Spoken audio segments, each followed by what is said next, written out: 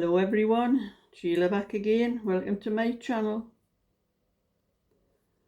I have just come in from my garden just to cool down a little bit. It is so hot. It's never been known the heat like we're having here at the moment. But I've had to wash my hands and I am trying to knit, but my hands are so sticky. I keep wiping them and trying to knit. That's the problem I've had for the last 2 or 3 days. Actually, I haven't gotten very much knitting done because of the heat, and I cut the hedge in my front garden Monday, I think it was,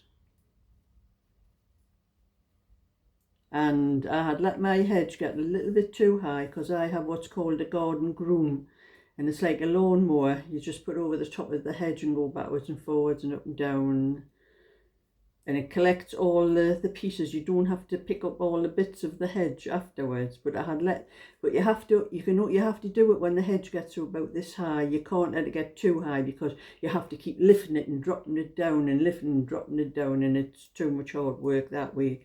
So I had to use the ordinary hedge cutter thing on it, and my hands were aching and tingling. That was just after a small one in the front garden, and I'm going to do I have done the back one in my back garden. But my hands are aching. I'm not going to get much knitting done, I know, today, and I'm going out to bingo tonight anyway, so I'm not going to get much done anyway. But I do have some jobs to do in my garden that I do really need to do. So I'm going to show you what I was doing in my garden. And also a little bit conversation after I had finished. I was sitting having a cup of tea and having a little conversation with the girl next door. She was sitting in the top part of her garden. We have to follow the sun around our garden. It shines on the top part and gradually works its way down around the garden. So she was sitting at the top of her garden. We could just see each other through little gaps like that in the fence, you know, but we're just talking through the fence. Well, I've left that a little bit on so you can hear what we're talking about.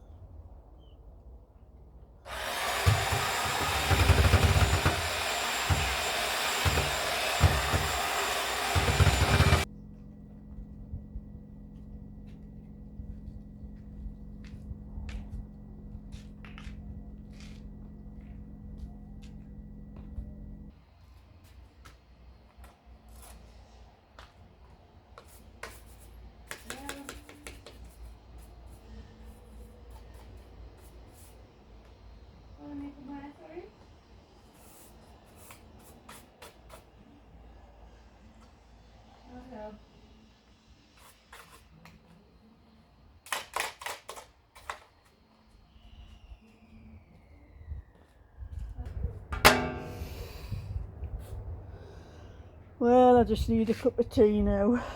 In. So, that hard work, that.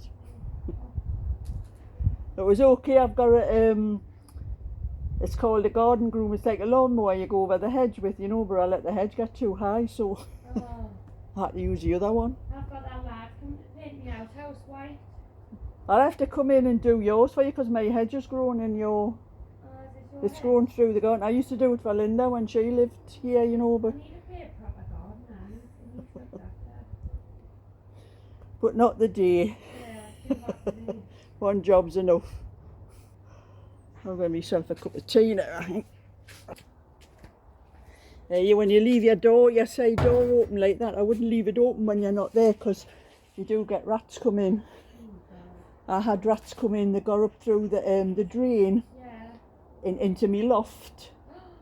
And I didn't know they were there and I went away on holiday. And one must have died up in the loft. And when I came back on holiday and I opened that bedroom door, you couldn't see out the window for flies. The whole window was covered in flies and we had to get the council in and the rat people. Yeah. That's where they found the dead rat up in the loft. Yeah, we'll have to be so careful. It's not as bad now, like, but it's more rabbits since they built all the houses and all that over there. They lost all their burrows and that's why I've stopped growing stuff in my garden because they just ate everything in sight. Did they?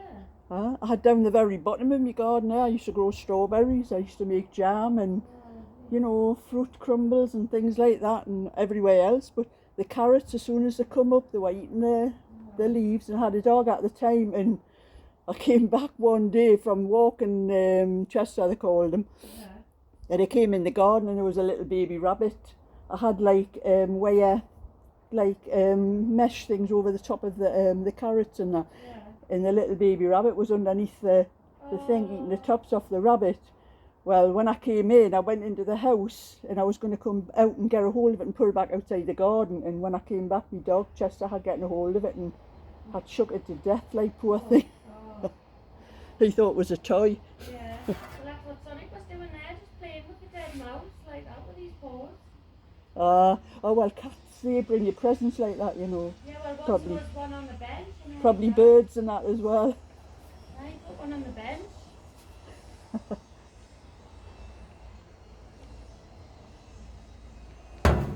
I cut my front one the other day, my front hedge, my hands and that were aching and tingling after doing it, but I wouldn't have that couple back in again. Nah, well, they're just coming to clean the outhouse today, but I'm not good. Well, he borrowed me lawnmower. It was a few days later. He asked if he could borrow me lawnmower because something about his tools were in his car that had been somebody had went into the back of his car or something, and it was the police had taken it.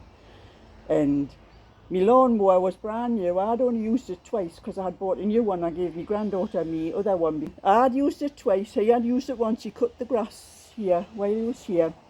It took him nearly a week to bring it back. And I had to keep asking him, and when it did come back, you should have seen the state of it. The blade is all chipped and everything. I don't know what he's been doing with it, but he asked again a few days later if he could borrow it, and I said, no way. I says, I take care of my tools. I says, I clean them afterwards, because all this stuff was hard and rough underneath. You know, he hadn't cleaned it or anything. So he done himself out, like, but when I've seen how all the weeds has just come back after a few days, I realised I'd just cutting them off at the top. He wasn't like, it was the lass that was doing it, like she wasn't digging down, you know. I need to get some gloves so I can stop. Yeah, I'll just do them myself. Yeah.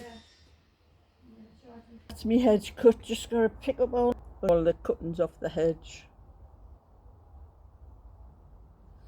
One job for today. I'm just going to do things like that myself. I'm not relying on other people. I know what I'm doing, but they were a couple of amateur gardeners that didn't know what they were doing.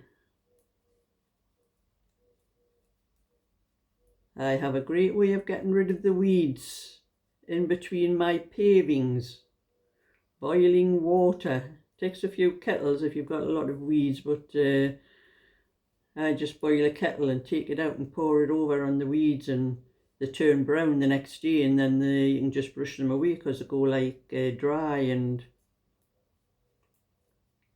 They do come back again, you know, but it's a lot of less work doing it that way than what I do with one of those tools, keep digging the roots out, because they still come back that way as well. You never really get to the bottom of the roots.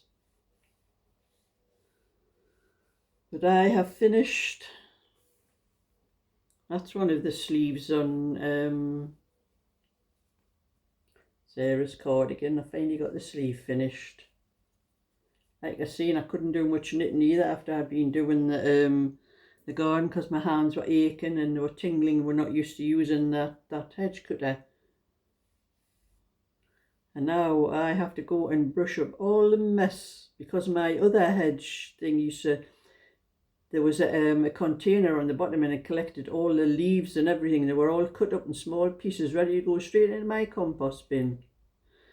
I'm just going to brush these ones up. They're going in my compost bin the way they are as well. The leaves will drop off when they rot down anyway. So that's what I'm going to do. I'm going to do in my garden now. I'm going to pick up all the leaves that I've cut off and tidy that up, and might dig one or two weeds out. Not too many though, because I can only do so much. And another little thing about my friend. She has actually messaged me. I will see her at bingo tonight, but she has actually messaged me earlier in the week and told me that she has actually found on the pattern I gave her how many stitches she was to pick up for the bands. That was yesterday, but today she messaged me and she said, I think I've got a right mess here. I've picked the stitches up for the band, for the neck band. But she says, it's not right. I think I've got one of the sides the wrong way round. I don't know what to do. I said, right, bring it in with you when we go to bingo tonight, because we usually get there for about 7 and it doesn't start about 8:15. I says, I will sort the neck band out for you, because she hasn't sewn it up either. I am not going to do it for her. I'll sort the band out for her and I'll pick the stitches up while we're waiting for the bingo to start. And we'll have a couple of breaks in between. We do one game and then we'll break in between, and then we'll do another couple of games, and we'll have a break while we wait for the last flyer. It's called a flyer, the last one, you know. So we do have quite a few breaks where I can sort something out for her. I am not taking it home, because I will end up sewing the whole thing up, putting the button bands on as well. No way she's going to do that herself.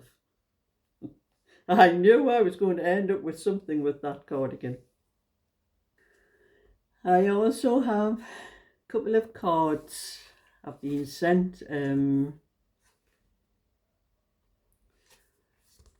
This one from Jennifer. She says, thank you so much for your kindness. I'm sending you a little gift to treat yourself. That's with love, from Jennifer. And she sent me a little donation in this card. And I also got this one from Emma, who I printed out some of my patterns that she wanted, because her printer wasn't working, so I printed them out and sent them to her. And I said to her just to send me 1 or 2 postage stamps would pay for the paper and the ink, which she did. But she also sent me a little bit extra, because she's asked me to make, I think this is the bag she's talking about. I think you let me know, Emma, anyway. I think this is the bag. This is the one where I keep odd bits of wool, you know, scraps of wool and that I've had left from bits and pieces. I even keep that's a bag with all the little bits of wool that I cut off. You know, when I'm sewing up, all the little strands of wool. I keep them all. They come in handy if you want something to stuff something. Like I might make 1 or 2 little things, like where you could stuff them, like pin cushion or something like that. I always keep them. That's what they come in handy for. I've got quite a lot there, actually. I'll keep that in. And there's also a bag with really small bits of wool, and I'll use them probably for coasters and things like that when I get round to them. But I have all odd balls of wool that I've left over from things and things that I've knitted and that, and I just keep them in this bag. And that's what Emma's asked me, which I think this is the bag she's asked me. She wants me to crochet for her, so she sent me something to pay for it in the card. But it'll not be just now because I do have other things to do.